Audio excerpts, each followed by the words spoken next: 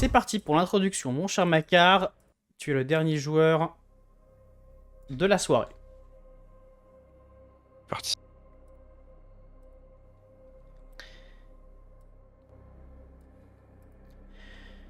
Tu es pris dans un rêve. Tu es loin. Tu te sens fort. Tu es un être presque tout-puissant, manipulant une force quasi magique et mystique dans un environnement futuriste. Tu es sur une planète rougeâtre avec d'autres personnes. Ton ambition se fait dévorante. Mais tu es aussi un être immense, couvert d'écailles, d'un peuple que d'autres n'arrivent pas à comprendre. Un héritage fort, une volonté forte. Tu parcours un monde de fantaisie, un monde fantastique. Tu passes de l'un à l'autre. Tu es dans un univers puis dans un second. À chaque fois, tu oublies. À chaque fois, tu recommences et tu poursuis. Et indépendamment de cela, ton esprit comprend, ton esprit poursuit, ton esprit aime.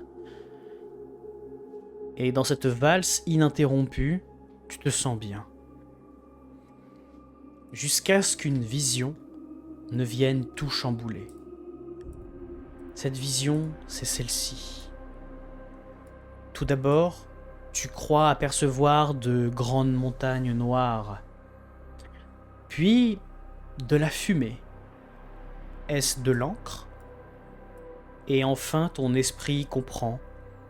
Tu es face à des piliers, des nébuleuses, dans un univers noir, dévoré par des étoiles négatives, des colonnes d'univers qui se succèdent, qui se chevauchent, uniquement percées par l'éclat rouge d'une grande traînée sanguinolente qui paraît déchirer le voile des étoiles. Et plus tu t'attardes dans cette vision, plus des sensations commencent à te venir. Tu sens un corps, ton corps. Tu tentes de bouger, tu as mal, tu es faible. Alors, tu tentes de prendre conscience, difficilement. Réflexe basique, tu te sens oppressé. Tu tentes de soulever tes paupières. C'est un effort qui est presque trop intense. Tu n'y arrives pas. Cette chose simple t'est refusée. Et soudainement, alors que dans un ultime effort, tu essayes, tu parviens à ouvrir les yeux. Autour de toi, ce que tu vois, c'est ceci. Tu es enfermé dans une sorte de bulle rouge. Est-ce que tu es à l'intérieur d'un piège? Non. Peut-être un cocon, un œuf. Des parois rouges se referment autour de toi. Tu vois tes mains, tes grandes mains. Tu te sens oppressé. Tu te sens mal. Tu souffres. Mais tu es là malgré tout. Et tu prends conscience. Tu es dans ce cocon. Dans ton ventre, un étrange cordon, comme un cordon ombilical, comme un câble, est vissé à toi. Ce cordon, fait d'une armature métallique, se poursuit en une combinaison organique d'écarlate et de rose. Tu suintes à l'intérieur d'un liquide amniotique spongieux. Qu'est-ce que tu fais? Euh, Je vais essayer de voir plutôt quels mouvements me sont autorisés. Je vais essayer un peu de m'étendre, de, de voir jusqu'où j'arrive à à me déplacer dans ce liquide. Tu es en position fétale dans un cocon qui est globalement replié sur lui-même. Tu peux très légèrement déplier les jambes, mais difficilement. Le plus simple, ce sont tes bras qui arrivent à se mouvoir à peu près comme ils veulent. Tu as plutôt de la place vers le haut. Tu peux éventuellement étendre tes bras vers le haut, ce qui pourrait t'amener à toucher cette paroi. Parce qu'actuellement, tu nages un petit peu à l'intérieur, dans ce liquide. Bah, premier réflexe, je vais essayer de sortir, de voir s'il n'y a pas un accès vers l'extérieur. Très bien. Tu vas donc plonger tes mains vers l'intérieur, vers l'extérieur, pardon, tu vas pousser tes mains vers le haut, parce que tu crois voir une espèce de petite faiblesse dans la structure du cocon vers le haut. Alors tu vas essayer d'y poser les mains et éventuellement de l'ouvrir. Au moment où tes mains touchent le cocon, il y a deux sensations qui te viennent. La première, c'est quand tu le touches, t'as l'impression de te toucher toi. Un petit peu comme quand on se touche le ventre ou le visage. Là, quand tu touches la paroi, t'as l'impression de ressentir ton doigt touchant la paroi. Tu y es connecté, probablement par le cordon. Deuxième sensation, pendant que ton corps s'active dans ce cocon, les souvenirs, les expériences, les compétences de ces multiples univers où tu as été ont l'air de se combiner pour te revenir. Tu es au niveau 2 de ton âme de l'arche. Tu as donc 4 points à répartir entre tes compétences, endurance, force, dextérité, etc. Je te laisse les répartir. Et oui, le chrono prend en compte le temps que tu vas mettre à les répartir, puisque c'est le temps que ton corps assimile les informations. Je t'en prie, fais. D'accord.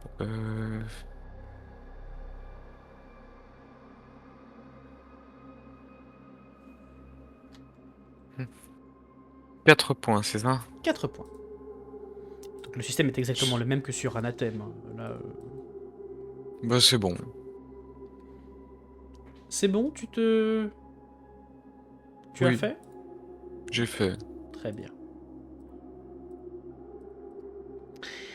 Ainsi donc, eh bien, tu pousses légèrement tes mains vers le haut et tu ouvres le cocon pour déboucher sur un paysage absolument abject. Le paysage qui apparaît à tes yeux, c'est celui-ci. Tu es dans une sorte de canyon constitué d'une terre noire et aride. Dans cette terre presque constituée de poussière, d'excréments, peut-être même d'autres éléments organiques, suintent des cocons rouges comme le tien. Et ces cocons ont l'air d'être repliés sur eux-mêmes. Ils bougent parfois. Des êtres sont à l'intérieur. Des êtres comme toi. Tu es au milieu de ce paysage de cauchemar à moitié immergé dans ton cocon. Tu baignes à l'intérieur, relié à lui par le cordon ombilical. Le vent de cet endroit te cingle. L'air est difficilement respirable. Les alvéoles de tes poumons ont du mal à l'assimiler parce que probablement tu respires pour la première fois de ta vie. Le ciel est noir, pourvu de nuages inquiétants qui laissent à peine filtrer quelques rayons d'un astre qui pourrait être le soleil. Tu bouges un petit peu comme tu tentes de prendre le contrôle de ton corps qui est à peine musculeux. Tu ressembles à ceci, un humanoïde à l'épiderme blanc qui a à peine quelques lambeaux de chair rouge pour venir constituer une carcasse digne de ce nom. Ton épiderme est blanc rosé, très peu de muscles.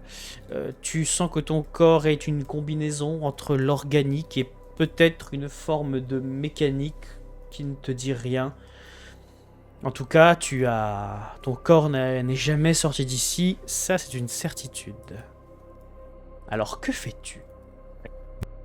Euh, Je vais avoir le réflexe d'examiner le cordon pour voir un peu sa longueur et jusqu'où il est relié.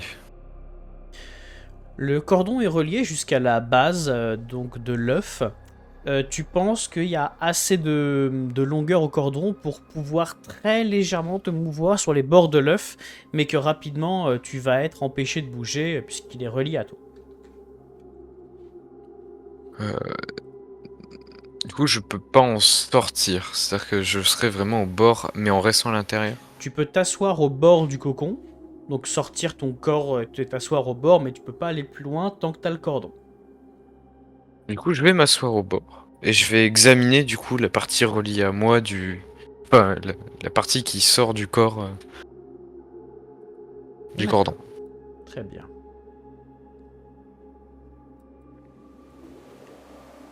Alors, tu vas donc examiner ça. Donc, le cordon en lui-même, comment est-ce qu'il est fichu? Le cordon, eh bien, il a, on va dire, deux grandes parties. Il y a une partie qui rentre dans ta chair, qui est donc faite d'une armature métallique brunâtre. Ça ressemble à du métal, mais quand tu le touches, on dirait de la chair. C'est assez étonnant. Donc ça, c'est plugué à toi. Ça a l'air presque vissé à ton corps. Et le cordon en lui-même, c'est un câble très épais pourvu de différents miasmes organiques qui suintent de liquides divers et donc qui plongent à l'intérieur du cocon, de l'œuf. Euh, oui, je vais voir s'il n'y a pas un moyen de le détacher. Et tu vas me faire un petit jet d'intelligence. C'est parti. 11. Alors, avec 11, il y a une première solution qui te vient, hein, c'est l'arracher. Maintenant, Je... c'est une partie de toi-même. L'arracher, ça va te blesser fortement, ça va l'endommager, et on va dire que c'est pas une option qui te paraît exceptionnelle au niveau de ta santé, on va dire. Mais c'est une option. Ouais. Deuxième option, que tu n'arrives pas à explorer plus que ça, quand tu passes tes mains au niveau donc de la partie du métallique qui est pluguée à toi, tu vois des petites aspérités, des petits trous. Bon, visiblement, si tu avais un outil ou quelque chose, tu pourrais peut-être tenter, comme avec une perceuse, hein, de retirer le truc qui est plugué à toi. Ça va te faire mal, ça va probablement également te faire une blessure, mais au moins t'endommagerais pas le matériel. Du coup, je vais examiner le bord du cocon, voir s'il n'y a pas un caillou qui a une forme assez optimale, ou s'il n'y a pas un objet, ou n'importe quoi qui pourrait servir justement à retirer le cordon. Tu peux éventuellement rassembler des cailloux et essayer peut-être de bricoler une pierre à silex, quelque chose comme ça. Ça va te demander un petit jet de dextérité, s'il te plaît. Euh, Ouais. 9. Alors, tu vas vraiment prendre du temps pour faire ce silex. Donc tu as deux solutions. Soit tu forces ton corps à prendre de l'énergie. Ton corps est très très gourmand en énergie, hein, puisqu'il n'a pas l'habitude de fonctionner. Donc soit tu prends 4 points dans les 8 points d'énergie dont tu disposes. Je rappelle que l'énergie, c'est l'endurance globale du corps. Soit, eh bien, on va considérer que tu n'auras pas le silex avant que le chronomètre ne soit à 47 minutes. Tu es actuellement à 49. Donc l'attente ou, on va dire... Je vais partir sur la tente. Ok. Et je vais en profiter pour examiner, du coup, prendre ce temps pour en plus examiner mon entourage et justement le cocon en lui-même. Alors, Au niveau de l'entourage, eh bien, tu vois tous ces œufs de taille et de formes diverses qui forment cet endroit. Le mot qui te vient quand tu regardes l'endroit, c'est couveuse. C'est une sorte de couveuse, c'est un endroit de naissance. Il y a des bubons qui sont de bonne taille, un peu comme la tienne.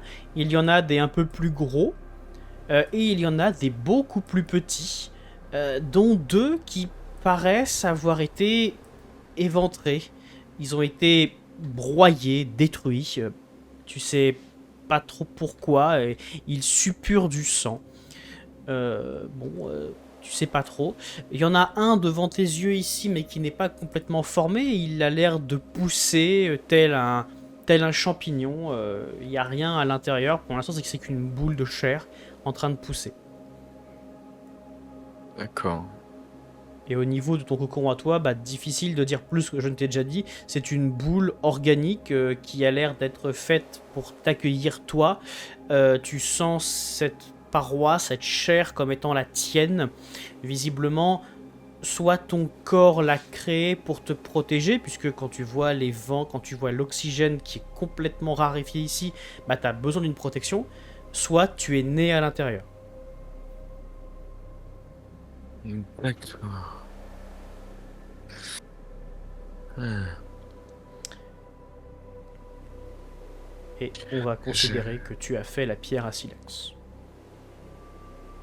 Et du coup, je vais l'utiliser pour me débarrasser du cordon. Mhm. Fais-moi un petit jet d'intelligence. 18.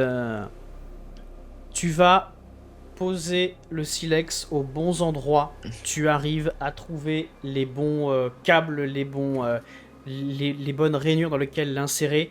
Et après quelques instants à essayer, dans un bruit de succion, un bruit d'écrasement, de broyage, tu extirpes le cordon de toi. Il est en un seul morceau, mais tu ressens une douleur abominable au niveau du ventre.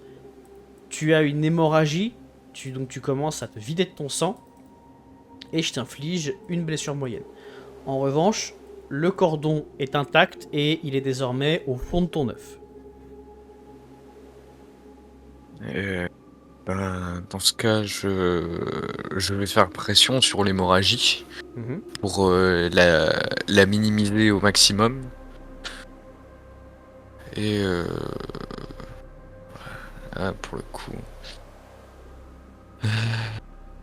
je vais du coup aller au bord d'un des... Je vais aller au bord d'un des œufs, des cocons qui est complètement détruit. Et je vais voir si je ne peux pas du coup récupérer ce qui faisait la partie extérieure du cocon pour m'en faire un bandage que je me mettrai autour du ventre. Ok. Alors, je te laisse t'approcher donc de ces deux cocons percés qui sont celui-ci et celui-ci. Donc tu peux bouger ton token, il n'y a pas de problème.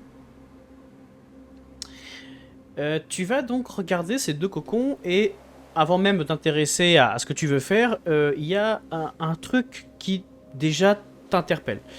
Le cocon qui est ici, celui qui est devant toi, le premier, on dirait qu'il a été ouvert, éventré depuis le dessus, comme si une espèce de peut-être d'organisme, de quelque chose s'était inséré à l'intérieur et il y avait prélevé la chose qui s'y trouvait. Néanmoins, tu vois que le cocon, il s'est reformé, il a cicatrisé, et tu vois qu'à l'intérieur, il y a maintenant une petite bulle de matière en train de reformer probablement un être.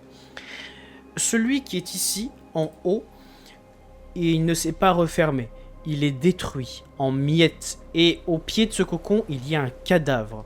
Le cadavre d'un humanoïde, un petit humanoïde, probablement un enfant, quelque chose comme ça, qu'on a dévoré. Tu perds un point de psychisme parce que cette vision est absolument abjecte. T'as le cadavre d'un d'un humanoïde infantile mangé. On lui a dévoré en grande partie la colonne vertébrale. Enfin, c'était absolument horrible. Et on l'a laissé là, au sol comme un rien. Et tu vois d'ailleurs des traces de pas, de sang qui ont l'air de monter vers là. Et là, pour le coup, ma priorité, ça va être vraiment de survivre. Euh, je vais plutôt aller pas vers celui qui se reforme, mais vers le cocon qui est complètement détruit. Pour récupérer ce qui faisait du coup la partie externe du cocon. Ouais. Enfin, vraiment de stopper au maximum l'hémorragie en faisant un bandage autour de mon ventre. D'accord. Et Ok. après, pour le coup, là, je me concentre d'abord sur moi et après je ferai l'enquête.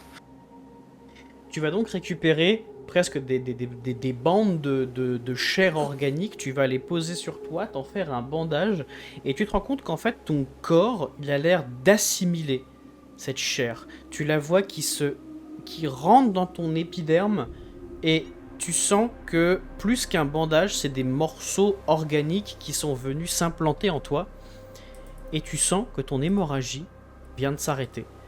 Cette biomasse a été utilisée. Intéressant. Et du coup, là, je vais enquêter du coup sur les traces de sang qui mènent en haut. Mhm. Tu arrives devant un œuf qui est plus gros que le tien.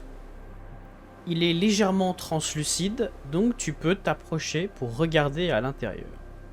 Ce que tu vois à l'intérieur, c'est ceci.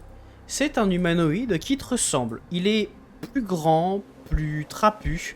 Il a l'air peut-être un peu plus âgé ou un peu mieux formé, mieux développé. Ce que tu vois également, c'est que eh bien, son corps est en mauvais état. Le cocon dans lequel il se trouve, eh bien, il a commencé à tisser des sortes de filaments organiques qui rentrent à l'intérieur de sa peau. Il est lézardé de noir, son épiderme blanc, par endroits, comme s'il avait commencé à nécroser, comme s'il avait été blessé. Le cordon ombilical qui est dans son ventre, il a l'air d'avoir eu du mal à bien s'assimiler, comme si eh bien, la personne l'avait retiré récemment. Il y a donc cet humanoïde en position fétale qui a l'air de se régénérer à l'intérieur du cocon. Tu comprends qu'il s'est peut-être libéré il y a peu. Et quand tu vas jeter un œil au sol, eh bien, tu vas voir deux choses intéressantes. D'abord, tu vois dans le sol noirâtre, tu vois des lettres gravées qui forment le mot Herbert, qui est un nom qui te parle, puisque dans l'une de tes incarnations, Herbert, tu sais qui c'est. Mhm. Mais également, à côté du nom Herbert, tracé d'une autre façon, donc peut-être par une autre personne, il y a une flèche, et cette flèche, elle pointe vers l'œuf qui est là-bas.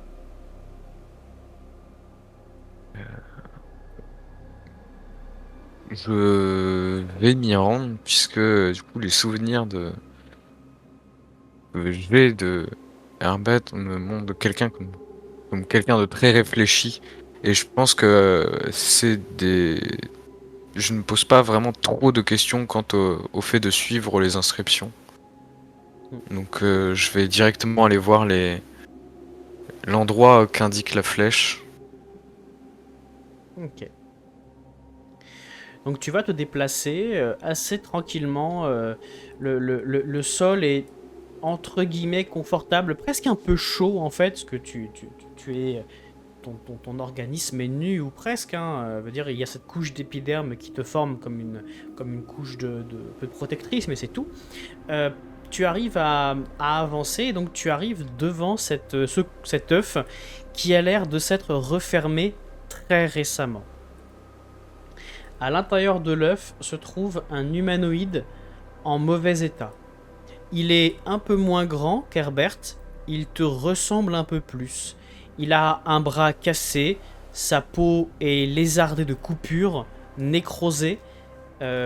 Tu comprends assez rapidement que l'air ambiant, le vent, cette espèce d'air empoisonné est probablement à l'origine d'une partie de ces nécroses et entailles. et il est la tête la première dans son bassin, dans son cocon. Tu vois les filaments de l'œuf en train légèrement de le remettre en place en position fétale. Tu vois à la tête de l'œuf qu'il s'est refermé il y a très très peu de temps. Et devant cet œuf, il y a un nom décrit, Akida.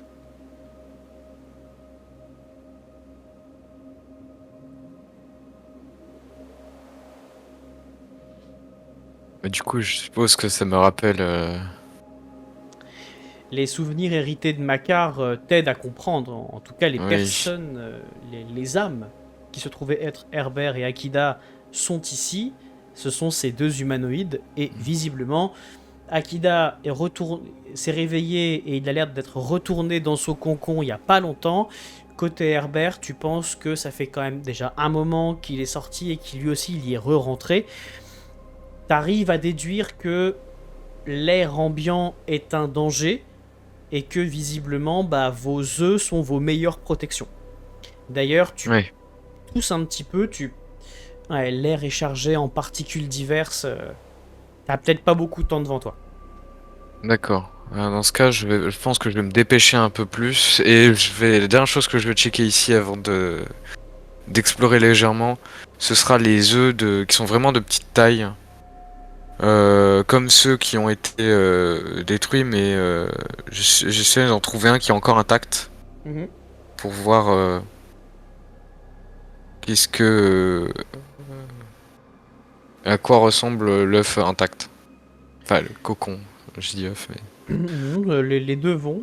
Des œufs de petite taille semblables à ceux qui ont été détruits, et bien finalement il va en rester qu'un et il est là-bas. Donc tu vas pouvoir t'en approcher. Donc en fait, il s'agit d'un œuf très similaire au tien, simplement à l'intérieur, en position fétale, il y a un petit humanoïde qui lui est tout blanc. Il n'a pas du tout de taches rosées, de chair rosée, il est tout blanc, il baigne dans son liquide amniotique, il a l'air d'être en train il est vivant et il baigne dedans. Et effectivement, c'est un humanoïde à l'air infantile. Alors si tu devais raisonner en termes d'anathème, il aurait peut-être 4-5 ans, peut-être 6.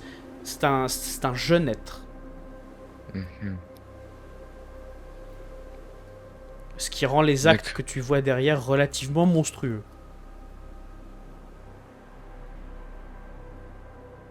On rappelle que j'ai les souvenirs de Kron et Makar, hein. En effet. C'est pas les plus sensibles. Non. Euh, D'accord, je vais pas y toucher plus que ça. J'ai commencé peut-être à explorer. Mhm. Euh, Qu'est-ce que je peux voir des possibilités de ce chemin que j'ai? Il y a deux chemins, un qui part au nord, un qui part au sud. Au nord, tu vois que c'est un petit peu escarpé, ça a l'air de monter légèrement. Donc ça a l'air de donner sur une étendue un peu plus compliquée à grimper, mais faisable. Et au sud, il y a ce qui s'apparente à une espèce de route, qui a l'air plus facile à pratiquer. Je vais plus tenter d'aller vers le nord parce qu'un point en hauteur veut dire une meilleure visibilité. Donc je vais aller vers le nord. Ok, très bien. Tu vas vers le nord donc, et on va te retrouver un peu plus loin. Après un tout petit peu de marche, vraiment quelques minutes, tu débouches vers un endroit à l'allure étonnante. Il y a cette espèce de plaine qui est lézardée de failles, des failles qui sont profondes de quelques mètres, 1,50 m, 2 mètres maximum. Ces failles, elles suppurent d'un liquide rouge organique qui a l'air de suinter du sol comme une plaie béante. C'est pas de l'eau, tu sais pas ce que c'est organique et rougeâtre. Il y a... C'est pas de la lave, Non, non, non, c'est vraiment. c'est pas chaud. Ok. Tu vois qu'effectivement, donc il y a ce gouffre ici. Si tu veux avancer, il faudra peut-être réussir à faire un saut ou te laisser glisser à l'intérieur des failles. Tu sais que ton corps est pas sportif, pas musclé, pas en bon état, donc tu te poses quand même la question de l'intérêt d'un saut ou pas. Le faux, non, je me doute que je vais devoir garder en tête qu'il va falloir que je retourne dans mon cocon. Donc, je pense que je vais éviter de prendre trop de risques quant à mon chemin retour. Par contre, je vais voir si je peux pas trouver un bâton ou quoi que ce soit d'assez long pour aller le planter dans le liquide en bas et essayer ne serait-ce que d'en récupérer un tout petit peu afin de savoir ce que c'est. Mhm. Alors, tu as pas trouvé de bâton parce que tu remarqueras qu'il n'y a pas de bois ici, mais il y a que cette espèce d'ardoise, cette espèce de pierre noire. En revanche, eh bien, tu vas réussir à en casser une espèce de petite tige, un peu comme une baguette. Et tu vas donc réussir en te penchant sur un bord à la faire tremper dans le liquide et à la ramener vers toi. De prime abord, donc c'est un liquide rougeâtre, un peu plus dense que l'eau, qui ressemble à du sang mais qui ne se comporte pas comme tel. Bon, ça ne te dit rien.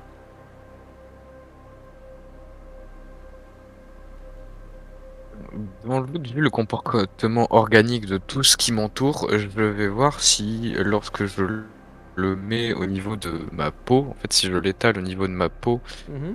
il se passe quelque chose. Il ne se passe rien du tout. Il se passe rien.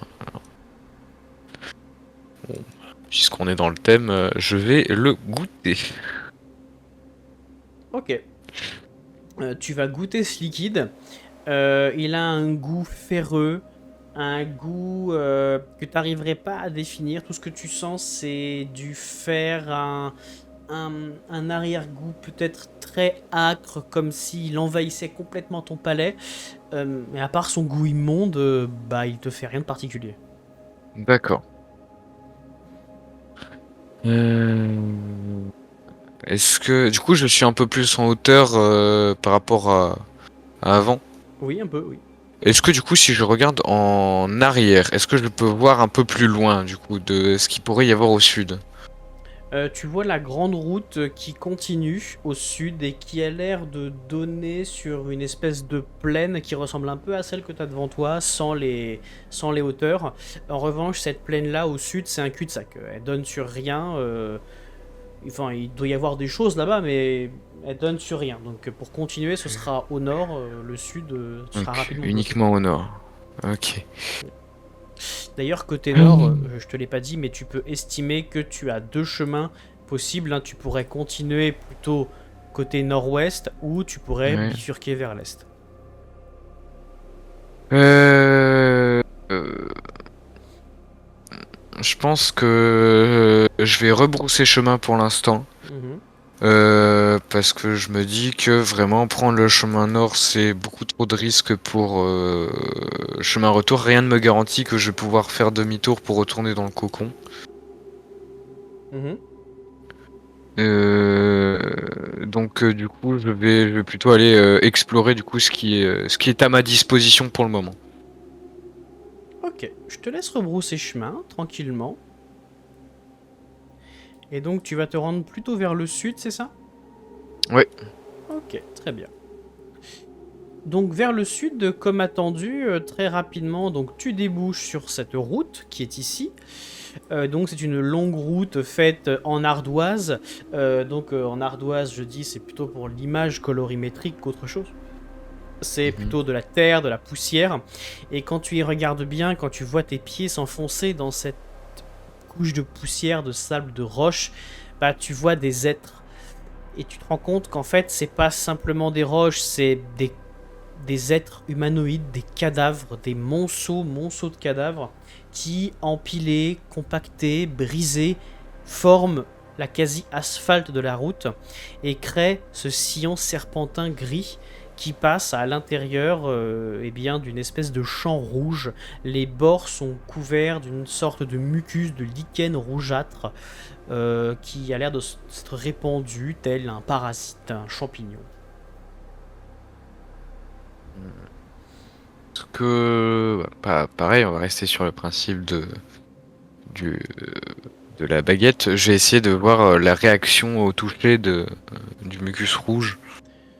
Lorsque tu touches le mucus rouge avec donc le morceau de baguette de pierre, eh bien, le mucus commence assez rapidement à s'étendre.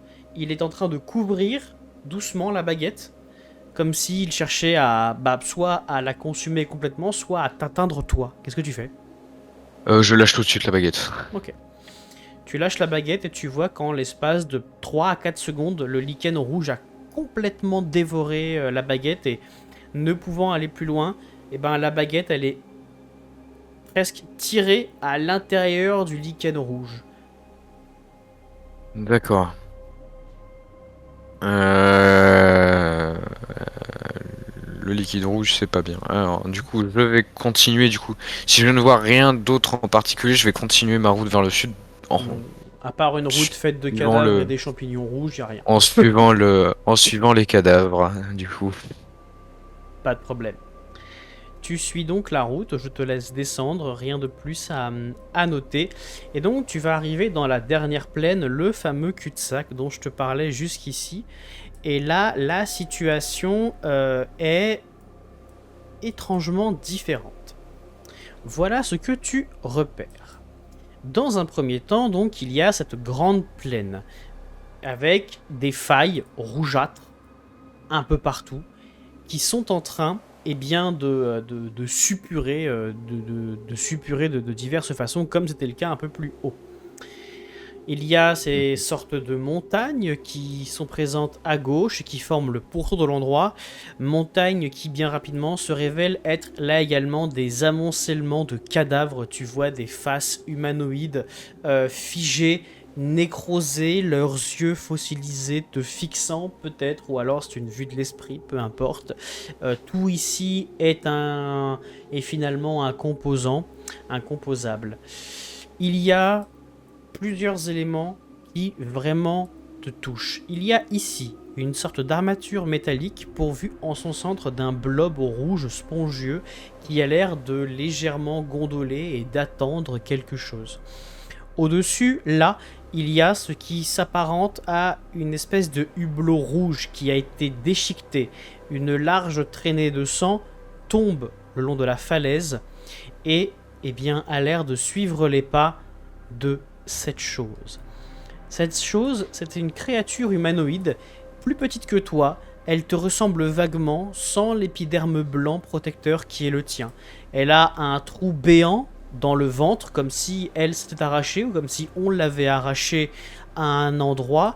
Très rapidement, tu arrives à comprendre que cette créature, elle était peut-être bloquée à l'intérieur du hublot rouge déchiré, et peut-être qu'elle s'est extirpée, ou qu'on l'a extirpée. Et cette créature, elle s'est armée d'une espèce de petit morceau d'ardoise, une espèce de bâton d'ardoise, comme une espèce de petite lance, et elle frappe sur la structure qui est là, qui ressemble à s'y méprendre à une petite montagne et qui a l'air d'être davantage une sorte de machine bio-organique. Et la créature, elle casse la machine, elle frappe, elle casse les espèces de petites rainures, les espèces de petits tubes différents qui serpentent sur la façade. Et surtout, elle essaye de bourrer une sorte de trou situé au centre de la machine, assez large pour y faire passer un bras. Elle essaie de bourrer le trou avec des pierres, et la créature, elle tape, en émettant des râles. Puisqu'effectivement, je ne te l'ai pas dit, mais tu essaieras peut-être d'émettre des sons. Tu ne peux pas parler. Tu n'as ni langue ni corde vocale. parce que je suppose que j'ai quand même pu le remarquer assez vite. Oui. Euh, Du coup, je vais m'approcher doucement en longeant les murs, en essayant de déterminer le but de sa manœuvre. Et en passant à côté du hublot, je vais quand même y jeter un œil, hein.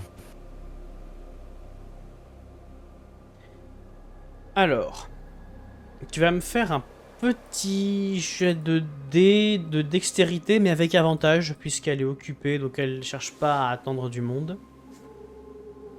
Tu me lances 2 dés de Et- dextérité, s'il te plaît.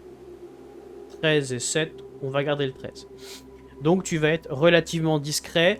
Tu vois qu'elle est en train d'essayer de mettre donc des coups dans ce qui est l'armature de la machine. Visiblement, son but c'est de détruire la machine et d'empêcher l'espèce de trou d'être accessible. À côté de toi, donc il y a ce rond métallique un peu brunâtre, brunâtre chromé. Et au centre, il y a cette sorte de blob, de couche un peu spongieuse rouge, un peu vitreuse. Si tu regardes au travers, tu vois qu'à l'intérieur, il y a un liquide tout le temps en ébullition, un peu en suspension. Et encore plus loin dans la pénombre, tu crois repérer des sortes de machines biomécaniques, mais t'en es pas certain. Le blob, il a l'air solide ou... Il a l'air liquide, spongieux, on peut y faire passer des choses à l'intérieur, si c'est la question. On peut passer au travers, carrément. Techniquement, tu peux. Je vais m'approcher de lui en essayant d'être le plus calme et enfin, le moins comment dire, le plus amical possible. Avant toute chose, tu émets une quinte de tout. Euh, tu, tu sens que ça y est, ton épiderme blanc commence à avoir des marques noires, tes poumons commencent à avoir du mal, l'air saturé en poison, en métaux divers commence à t'attaquer un petit peu, t'arrives dans la dernière tranche de temps qu'il te reste. D'accord. Tu vas donc t'approcher de lui et quand il va te repérer, instinctivement, il va lever son espèce de bâton, de truc en ardoise vers toi et il va faire un pas en arrière en dodelinant. Tu te rends compte qu'il a du mal à tenir sur ses jambes. Il a perdu énormément de sang et tu vois son épiderme quasiment en train de se craqueler à vue de nez. En fait, son corps ne résiste. Enfin, ton corps à toi ne résiste déjà pas à l'atmosphère, le sien encore moins. Voilà, et Mhm. il est en train de dépérir et il n'y en a plus pour longtemps. D'accord. Dès qu'il va me repérer, je vais vraiment me stopper l'arrêt, je vais lever les mains, donc les signes un peu généraux et faciles à comprendre pour dire que je ne lui veux aucun mal. Et je vais essayer de lui faire comprendre que j'ai essayé de savoir ce qu'il passe, de ce qui se passe et pourquoi il essaye de faire ça. Et moi, j'ai de volonté, s'il te plaît. J'ai de volonté, vite.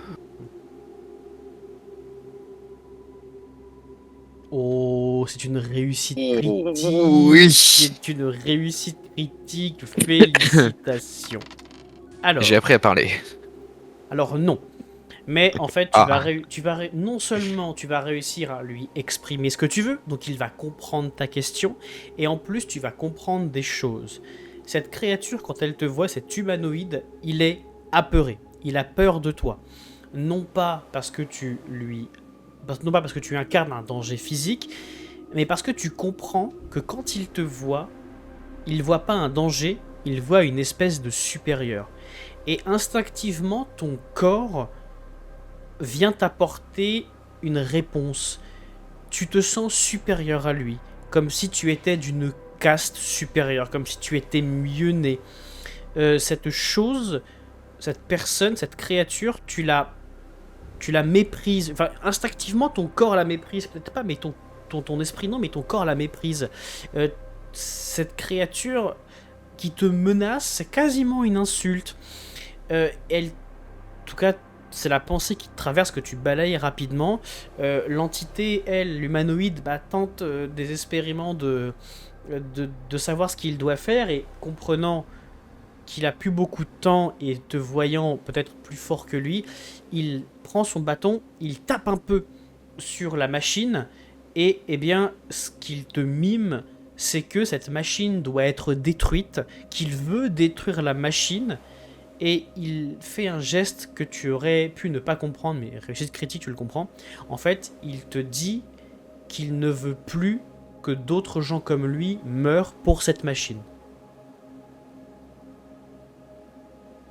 D'accord. Je vais m'approcher très lentement en baissant les bras pour montrer une certaine confiance, mais vraiment très lentement pour éviter de le brusquer, afin de mieux examiner la machine qu'il essaye de casser. Il va se reculer en te voyant approcher de plus en plus difficilement. La machine, donc, eh bien, c'est cette étrange colline de prime abord hein, qui est faite eh bien, d'éléments métalliques qui est complètement imbriquée dans des cadavres et d'autres éléments divers. Elle est composée de deux étranges hublots rouges ici qui ont l'air légèrement gondolés comme s'ils pouvaient expulser des fluides, des gaz divers. Au milieu de la machine, ici, eh bien, se trouvent des rainures, des sortes de petits tubes, de petits trous qui désormais sont en partie détruits, qui avaient l'air de faire partie du mécanisme de la machine. Et au centre, il y a donc un trou dans lequel tu penses qu'on pouvait passer un bras qui est actuellement obstrué par divers gros cailloux.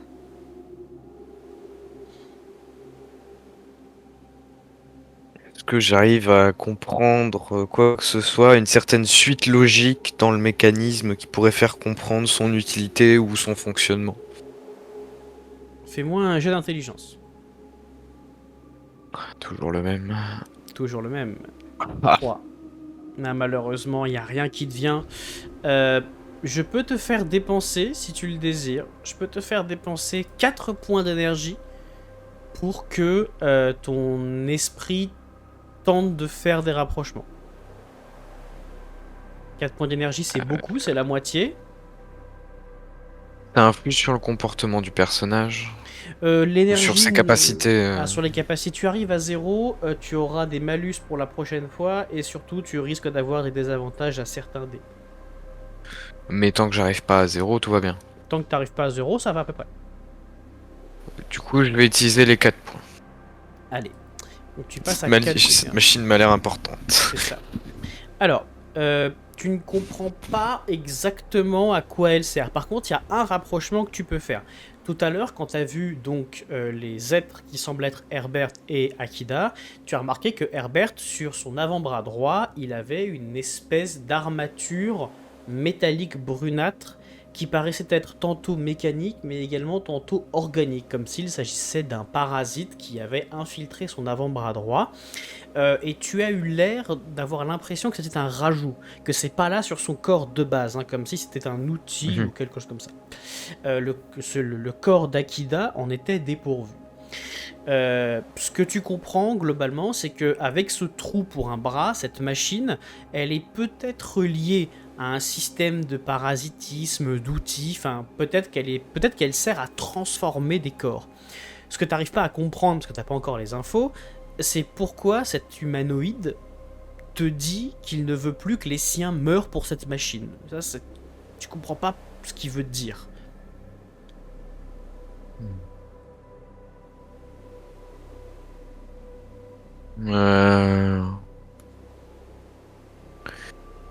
Je vais exprimer je vais essayer d'exprimer mon incompréhension à l'individu et lui faire comprendre de s'approcher de moi pour qu'il essaye de me montrer vraiment ce que je comprends pas. T'as fait une réussite critique tout à l'heure, donc eh bien, il va prendre le temps de venir vers toi. Il te fait confiance, hein, t'as acquis sa confiance. Tu sens que c'est un être qui est cérébralement plus limité que toi. Enfin, ça paraît presque logique. Il a du mal à avancer, il titube, et en gros, il va d'abord commencer par se pointer lui, donc il se montre lui, et il indique l'endroit qui est là-bas. Donc pour te dire en gros que, comme tu le pensais, il était prisonnier là-bas. Ouais. Et ce qu'il t'indique, c'est que ensuite il se remontre des deux mains, lâchant son espèce de bâton en ardoise, et il montre le blob ici. Et ce qu'il mime, c'est lui qui éclate avec les deux mains, il fait une bulle et il éclate la bulle. Puis ensuite, il mime la machine qui a l'air de se mettre en route. En gros, ce qu'il te dit, c'est que il est un composant qu'il faut utiliser pour activer la machine. Et ça fait sens avec ce que tu as déduit. C'est une espèce techniquement inférieure à toi. C'est que cette créature existe pour être un composant. Le procédé te paraît abominable, mais c'est le plus logique.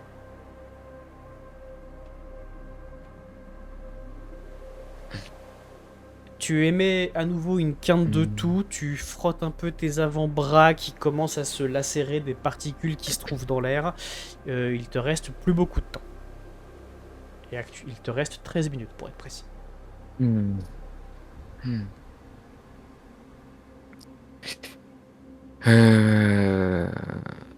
Est-ce que j'arrive à déterminer combien de temps il lui reste à lui? Au moment où tu me poses la question, il se place contre l'espèce de rebord qui est là et il se laisse tomber par terre. Il est en train de perdre énormément de sang et il doit pas lui rester longtemps.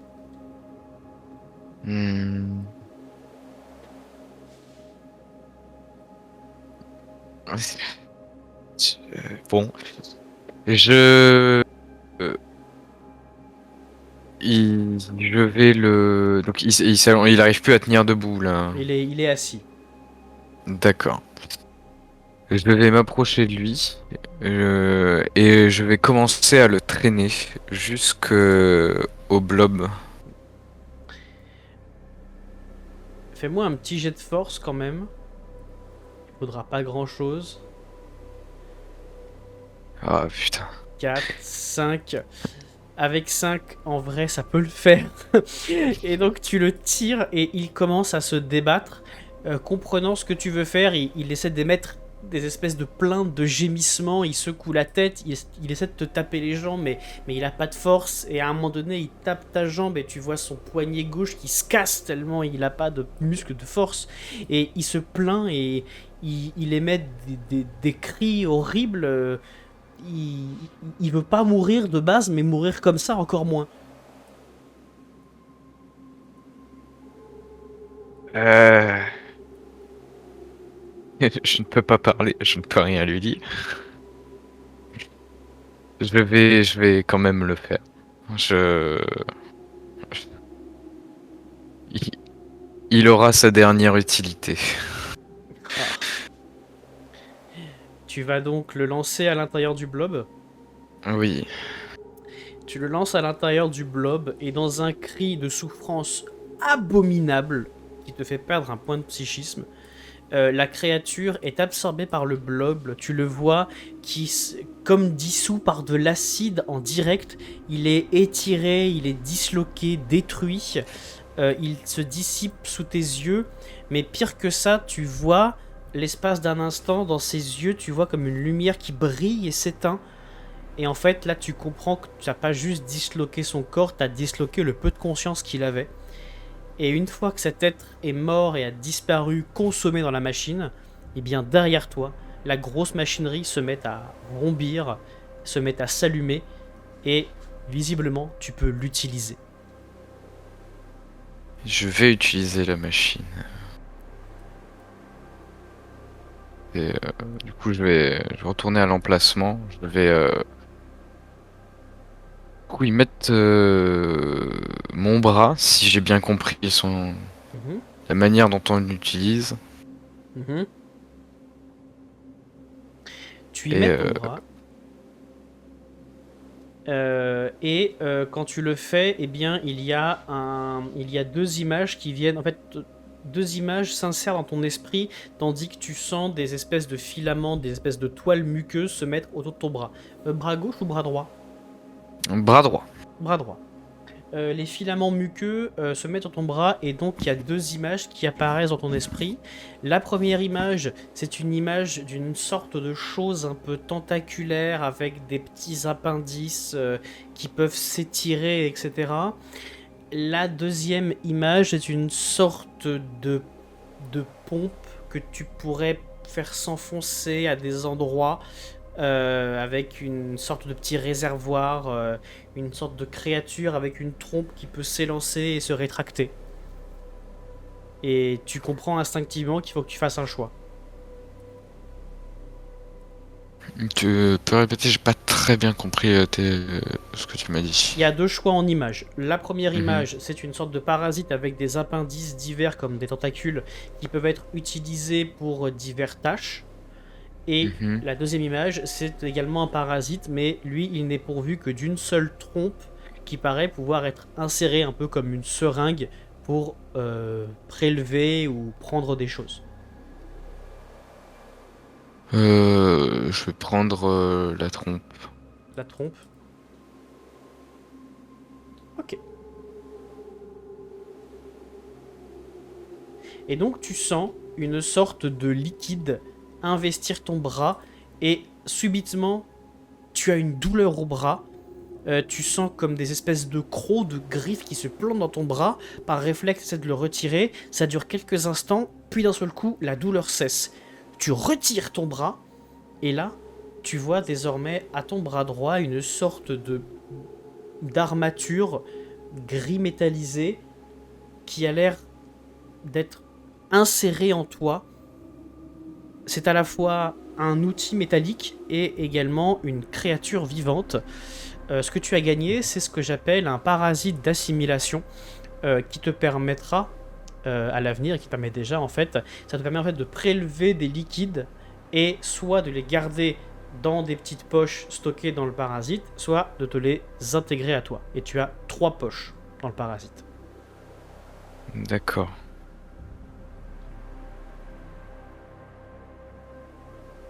Est-ce que... Ouais, non. Du coup, Est-ce que j'arrive à déterminer s'il me reste beaucoup de temps ou pas, ou s'il faut que je commence à... Tu commences à être mal en point, ton corps souffre, il te reste 6 minutes. Je vais vraiment commencer à me rapprocher. 6 minutes, il me reste. Donc, je vais pas pour autant me presser, mais je vais commencer à rebrousser chemin en direction de mon cocon. Ok, très bien. Tu peux faire ça sans problème. Et puis, le mucus qui est du coup ici. Mhm. Je commence à me demander si du coup mon nouvel outil ne me permettrait pas de le récupérer. Tu peux tenter d'en prélever un petit peu. Attention, dès que tu Donc, rentres en contact avec, il essaie de te grimper dessus. Hein. c'est pour ça que je vais y aller très prudemment. Je vais prendre un. Je marche sur des cadavres actuellement. Oui. On est d'accord. Est-ce que je peux récupérer n'importe quoi qui serait assez long pour amorcer le fait qu'il essaye de ramper vers moi? Pas vraiment, puisque cette route est faite de matériaux sur lesquels il ne grimpe pas. Ah, matériaux sur lesquels il ne grimpe pas. Mhm. Euh, Est-ce que est-ce que du coup dans ce matériau, est-ce que je peux récupérer une sorte de pierre assez plate Oui. que je vais utiliser pour essayer de le planter dedans et le relever pour essayer d'en récupérer une partie. Ok, pour essayer de prélever ce lichen, quoi. Voilà. C'est pour voir s'il est possible d'en détacher une partie. Oui, tu peux, oui. Du coup, je fais ça. Ok. Et donc tu vas en détacher une partie et tu vas approcher le parasite d'assimilation. Sa petite trompe va s'élancer et va en fait boire, absorber le lichen.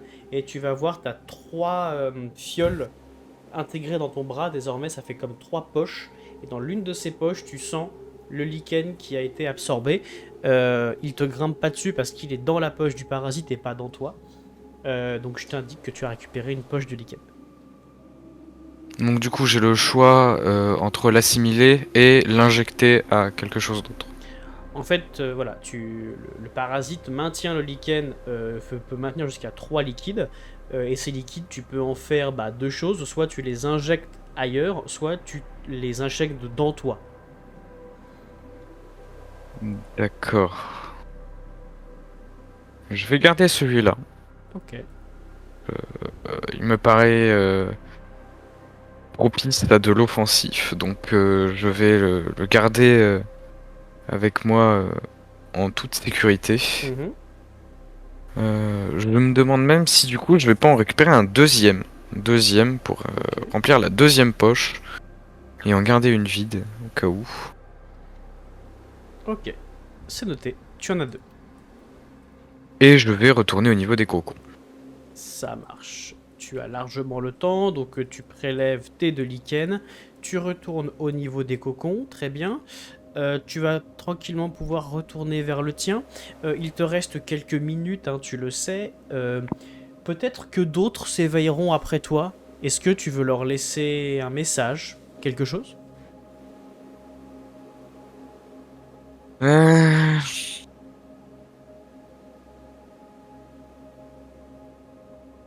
Je vais pas leur laisser de message particulier. En revanche, je vais faire une petite expérience. Je vais retourner auprès du cocon de l'être infantile ici. Mhm. Et je vais injecter une de mes deux poches dedans. Pour voir Ok, l'effet du miasme très bien. sur un être à peu près comme moi. Et donc, eh bien, tu vas voir le lichen qui se propage à l'intérieur, qui commence très lentement à se frayer un chemin à l'intérieur du cocon amniotique.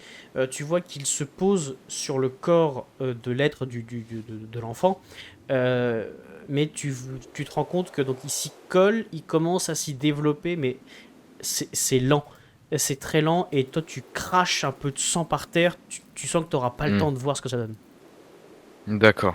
Bah dans ce cas, je vais retourner dans mon cocon avec la poche de miasme qui me reste. Très bien. Je vais retourner dans mon cocon, je vais du coup me rebrancher et je vais refermer le cocon pour un maximum de sécurité. Très bien. Tu vas donc retourner dans Euh, l'œuf. Peut-être avant, juste Oui. avant, je vais quand même euh, marquer Macar sur le devant de... Ok. Fais-moi un petit jet de dextérité finale pour voir si tu arrives à l'écrire correctement parce que t'as plus l'habitude d'écrire avec des mains pareilles. Oui. 18. Très bien. Tu graveras donc Macar devant ton œuf. Et un petit attention. Ok, très bien. Macar, attention. Et tu te mets à l'intérieur de l'œuf. Tu replugues ton cordon ombilical et tu sens des fluides divers venir lentement t'envahir. Au cas où, au cas où, j'ai quand même pris le petit silex que j'avais utilisé pour... J'ai pris avec moi en replongeant dedans. Oui, pas de problème. Oui. Non mais au cas où. Et tu vas refermer les yeux et t'abandonner à un nouveau rêve. Un rêve qui débouchera sur d'autres aventures. Et cette expérience, tu ne t'en souviendras pas lorsque tu réincarneras d'autres personnages, évidemment. Et c'est sur Mais ces quelques mots, donc, eh bien, que nous allons nous arrêter là, très cher.